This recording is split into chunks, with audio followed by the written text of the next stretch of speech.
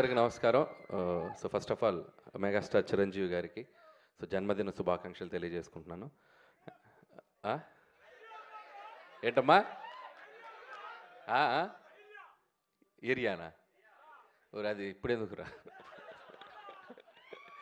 So first of all బర్త్డేకి మంచి glimpse release చేసి ఫ్యాన్స్ అందరికీ అలాగే తెలుగు ప్రేక్షకులందరికీ ఈ సినిమా ఎలా ఉండబోతుంది అని ఒక చిన్న లుక్ వదులుదాం అనుకున్నాం.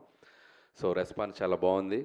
సో చిరంజీవి గారిని నేను ఎన్నో సినిమాలు ఆయన సినిమాలు చూస్తూ పెరిగాను నేను. సో నాకు బాగా నచ్చిన సినిమాలు రౌడీ అల్లుడు, ఘరానా మగుడు, గ్యాంగ్ లీడర్ నేను చాలాసార్లు చెప్తూ వచ్చాను. సో ఆయన కమ్బ్యాక్ తర్వాత మళ్ళీ అలాంటి ఒక చిరంజీవి గారి ఒక మెగా స్వాగ్ ఎలా ఉంటుందో చూడాలి నాకు ఎప్పుడు ఒక కోరుకుండేది. సో నాకు ఎప్పుడు ఒక ఆపర్చునిటీ వస్తాను వెయిట్ చేశాను. ఫైనలీ నాకు ఒక అవకాశం వచ్చింది. నేను ఏదో ట్రై చేశాను, బట్ మీ అందరికి బాగా నచ్చింది అనుకుంటున్నాను.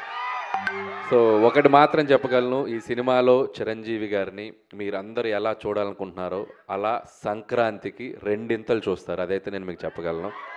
సో పాటలు, ఎంటర్టైన్మెంటు అన్నీ చాలా బాగా కుదిరాయి. అండ్ టైటిల్ కూడా ఈరోజు ఇక్కడ అనౌన్స్ చేయడం జరిగింది మనం గ్లిమ్స్తో పాటు.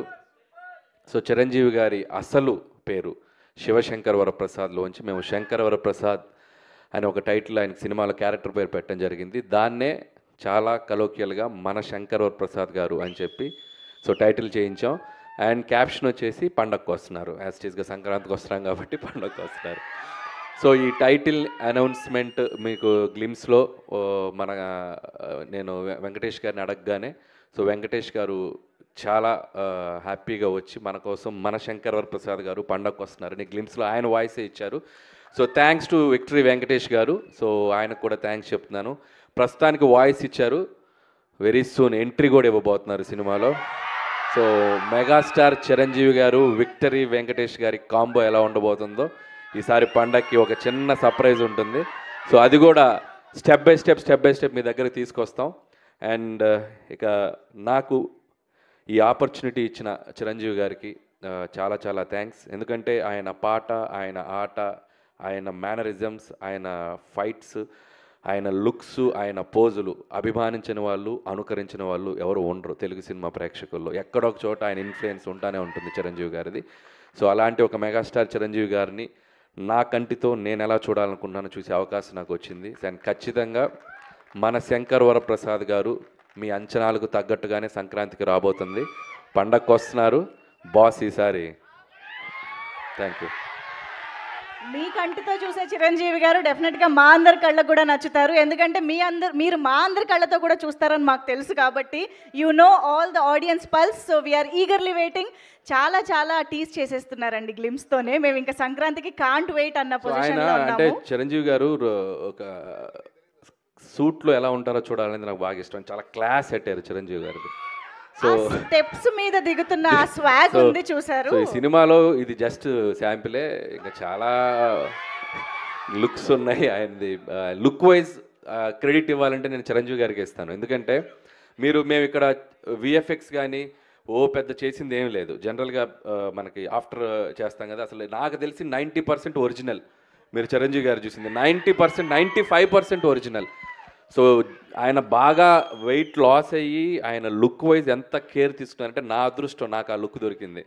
So credit goes to Chiranjeevi గారు. సో దానికోసం చాలా కష్టపడుతున్నారు ఆయన. మార్నింగ్ ఈవినింగ్ జిమ్ చేసి చాలా లుక్ని బాగా మెయింటైన్ చేస్తున్నారు. అందుకే అసలు నాకు తెలిసి 50, 45, 50+ లా కనపడుతున్నారు లుక్ చూస్తే కూడా.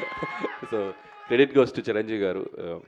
Absolutely, that is the dedication of the megastar and that is why he is megastar.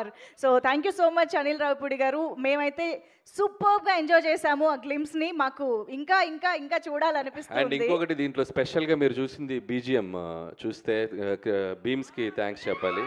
And అలాగే విజువల్స్ ఇక్కడ ఉన్నారు సమీర్ రెడ్డి గారు. హార్స్ షాట్ ఎలా ఉంది లాస్ట్లో.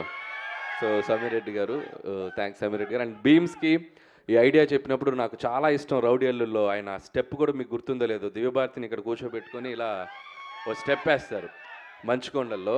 సో అలా ఆ బీజిఎం నాకు చాలా ఇష్టం. సో ఆ బీజిఎంనే ఒక సెంటర్గా చేసి ఒక మాస్ బీజిఎంగా చేస్తే ఎలా ఉంటుంది అని చెప్పి నేను బీమ్స్కి చెప్పాను. సో బీమ్స్ దాన్ని నెక్స్ట్ లెవెల్లో కంపోజ్ చేశారు. సో అది అనిల్ గారు మీరు ఎప్పుడు ఘరానా మొగుడు ఇలాంటి చాలా సినిమాల్లో చిరంజీవి గారి క్యారెక్టర్స్ గురించి డిస్కస్ చేస్తూ ఉంటారు, చెప్తూ ఉంటారు. అలాంటి ఏదైనా క్యారెక్టరైజేషన్లో కానీ మేనరిజమ్స్ని కానీ సినిమాలో మళ్ళీ రిపీట్ చేయడం జరిగిందా? సో మ్యానరిజమ్స్ ఏవి అట్లా తెచ్చి పెట్టి చేద్దాం లేదు, కానీ అది ఇప్పుడు టూ ఎర్లీ చెప్తున్నాను కదా, అక్కడక్కడ ఇస్తాం. అలా అలా వచ్చి వెళ్తండి అనమాట.